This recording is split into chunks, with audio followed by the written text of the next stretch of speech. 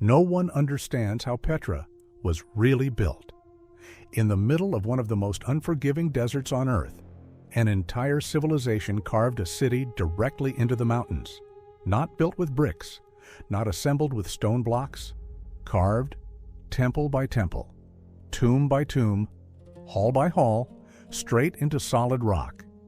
Even today, engineers struggle to explain how an ancient desert civilization achieved something this massive without modern machinery.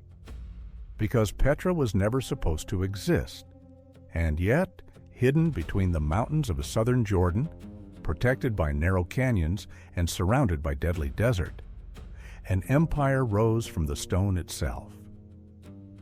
This is Petra, the lost city of the Nabateans.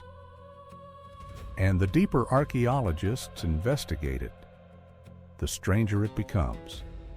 Long before Petra became one of the wonders of the ancient world, this land was already different. Southern Jordan was a brutal wilderness, a place of scorching heat, violent flash floods, and almost no water.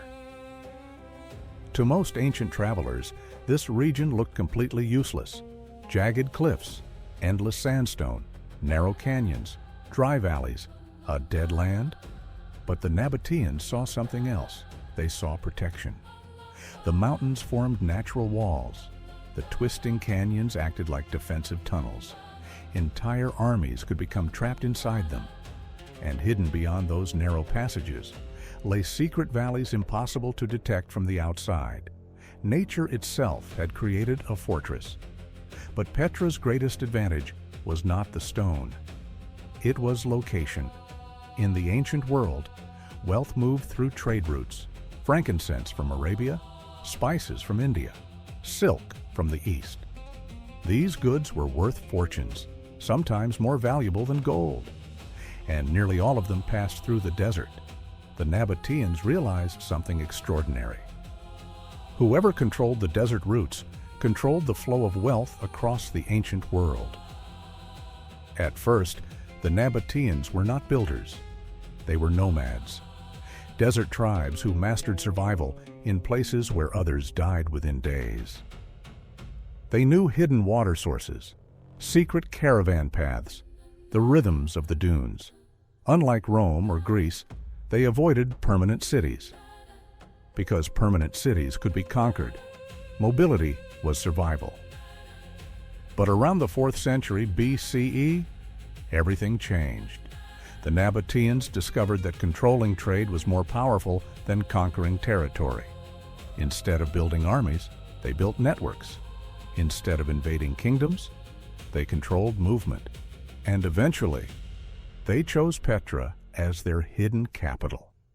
Not because it was fertile, not because it was beautiful, because it was almost impossible to attack. The entrance to Petra is one of the most psychologically powerful approaches ever created by an ancient civilization. Visitors must pass through the Sac, a narrow canyon stretching more than a kilometer long. At some points, the walls rise nearly 80 meters above your head. The sky almost disappears. The temperature drops. The sounds echo strangely. The outside world fades away. And the deeper you walk, the more isolated you become. But this was not accidental. The Nabataeans transformed the canyon itself into a defensive weapon. Invading armies would have been trapped inside the narrow passage. Archers positioned above could rain death from the cliffs. A small force could stop thousands. But the Asik served another purpose: psychological control. Because the canyon twists constantly, you cannot see what waits at the end. The anticipation grows with every step. And then suddenly, the darkness opens, and Petra reveals itself. Al-Khazne, the Treasury, 40 meters tall, carved directly into glowing red sandstone.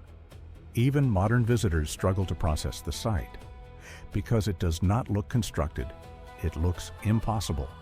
The precision alone is staggering. Massive columns, perfect symmetry, intricate carvings, all cut directly into a vertical cliff face. One mistake, and the entire structure would have been destroyed forever. Unlike Roman architecture, Petra was not built upward, it was carved downward. The Nabateans likely worked suspended from ropes and wooden platforms high above the canyon floor. They began at the top, then slowly cut downward layer by layer.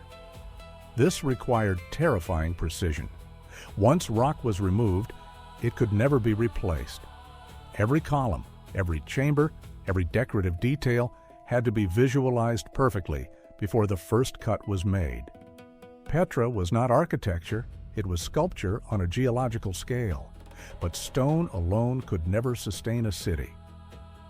Especially not here, because Petra had another problem: water. Almost none existed. Rainfall in this region is extremely rare, and when storms arrived, they became deadly. Violent flash floods exploded through the canyons with enough force to destroy entire settlements. Most civilizations would have abandoned the area. The Nabataeans did the opposite. They mastered it. What they created beneath Petra may be even more impressive than the city itself. A hidden hydraulic system so advanced that some historians compare it to Roman engineering. Others believe it may have surpassed it. The Nabataeans built dams, flood diversion tunnels, underground reservoirs, pressure-controlled ceramic pipelines. They carved channels directly into the cliffs with astonishing precision. Gravity alone carried water across the city.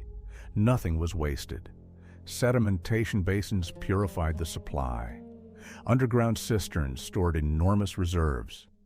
Fresh water flowed through fountains, gardens, public baths, and homes.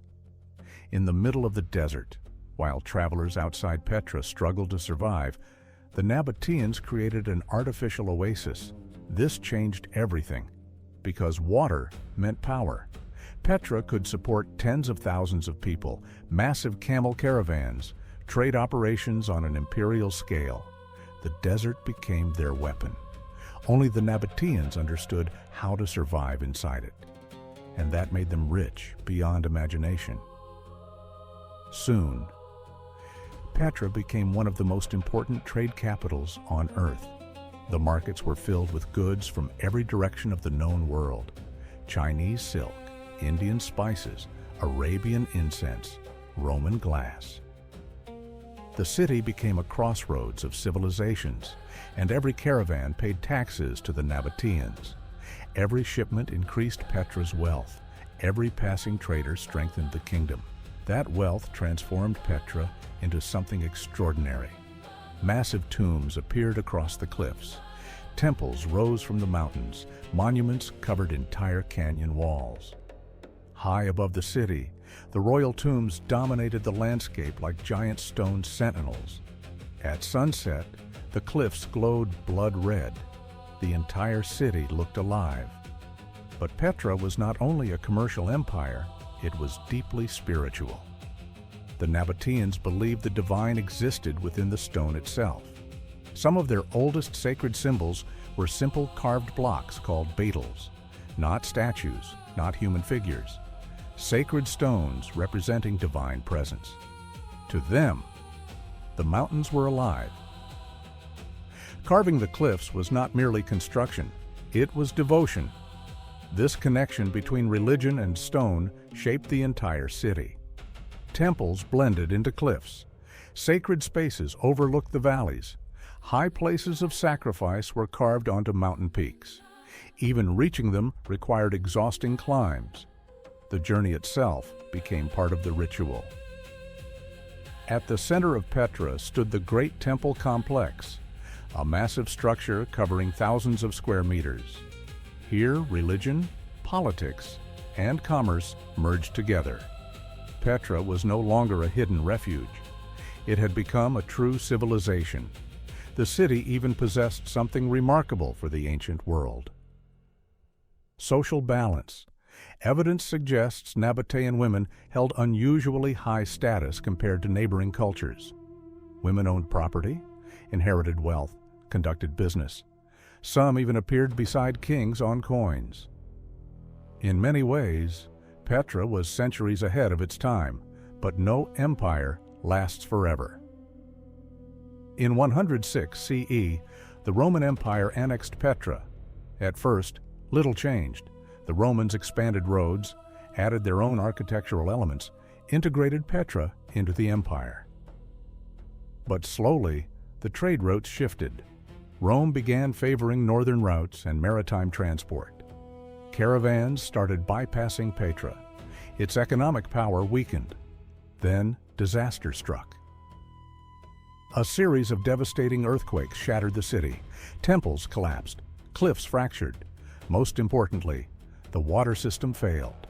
Without water, Petra could not survive. The desert slowly reclaimed the city. Trade disappeared, population collapsed. The great capital faded into silence. Eventually, Petra vanished from the maps of the Western world entirely. For centuries, it survived only as legend among Bedouin tribes, a ghost city hidden inside the mountains. Then, in 1812, a Swiss explorer named Johann Ludwig Burckhardt entered the valley disguised as a Bedouin traveler, and Petra was revealed to the modern world once again. Today, millions visit Petra every year, but standing before the Treasury, one question still dominates the mind. How did an ancient desert civilization accomplish something this impossible? Because Petra was never supposed to survive. And yet, after more than 2,000 years, the mountains still remember them. The Nabateans did not conquer nature. They learned to exist within it, through stone, through water, through trade. They transformed one of the harshest landscapes on Earth into a thriving empire carved directly into the cliffs. And perhaps that is Petra's greatest mystery. It was never truly built. It was revealed. Thank you for watching the Cypher History. Don't forget to like and subscribe, so we can keep decoding the secrets of history together. See you in the next mystery.